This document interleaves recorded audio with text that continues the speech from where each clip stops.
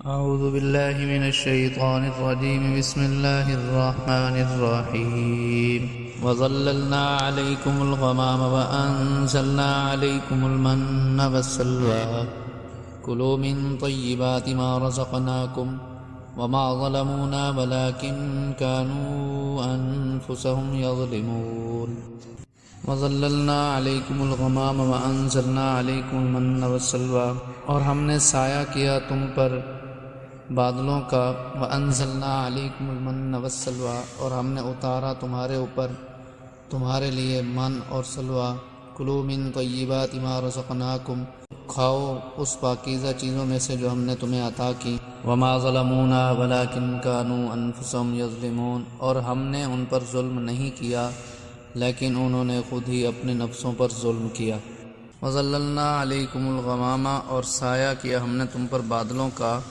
بنی اسرائیل جب بحر کلثم عبور کر کے وادی تیہ میں پہنچے تو اللہ تعالیٰ کی طرف سے حکم آیا کہ اے بنی اسرائیل تم قابض قوم امالکہ جو املیک نامی ایک شخص کی نسل سے تھے بڑے قد آور موٹے تازے صحت مند اور جنگجو تھے تو اللہ تعالیٰ نے فرمایا کہ ان سے جہاد کرو تاکہ شام اور فلسطین کی زمین تمہارے قبضے میں دے دی جائے۔ بڑا طویل قصہ ہے، چھٹے پارے میں اس کی تفصیل انشاءاللہ آئے گی۔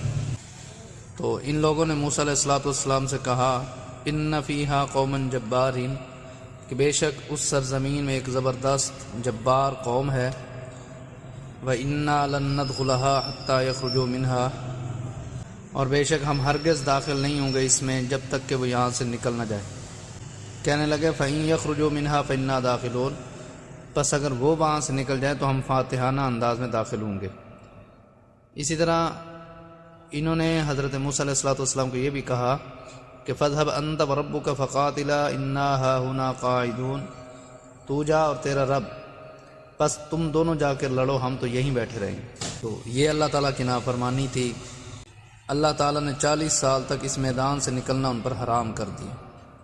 ہزاروں کی تعداد میں تھے، بوڑھے بچے جوان مرد عورتیں سب شامل تھے۔ 40 سال انہوں نے وہاں رہنا تھا۔ میدان ایسا تھا کہ اس میں کوئی سایہ دار قابل ذکر درخت نہیں تھا، کوئی معمولی قسم کا درخت تو ہونا، اور دھوپ وہاں شدید پڑتی تھی، مکان بھی نہیں بنا سکتے تھے، باہر سے کوئی چیز لا کر سائے کا انتظام بھی نہیں کر سکتے تھے کیونکہ وہاں سے باہر جانے کی اجازت نہیں تھی۔ پھر اللہ تعالیٰ کی مدد شامل حال ہوئی اور بادلوں کے ذریعے ان کے لیے سائے کا انتظام فرمایا۔ جو ہی سورج چڑھتا سایہ ہو جاتا، سورج غروب ہوتا سایہ ختم ہو جاتا۔ قوم کے جرم دیکھو اور اللہ کی رحمت دیکھو۔ اس لیے آتا ہے کہ ان رحمتی وسعت کل شیء بے شک میری رحمت ہر شے پر وسیع ہے۔ ایک دو دن کی بات نہیں، پورے 40 سال ان پر سایہ رہا۔ وہاں خوراک کی بھی ضرورت تھی کیونکہ انسان عالم اسباب میں اس کے بغیر زندہ بھی نہیں رہ سکتا، تو اللہ تعالیٰ نے خوراک کا بھی انتظام کر دیا۔ اس کا ذکر ہے، اللہ تعالیٰ فرماتے ہیں وَأَنزَلْنَا عَلَيْكُمُ الْمَنَّ وَالسَّلْوَىٰ اور نازل کیا ہم نے تم پر کھیر اور بٹیرے۔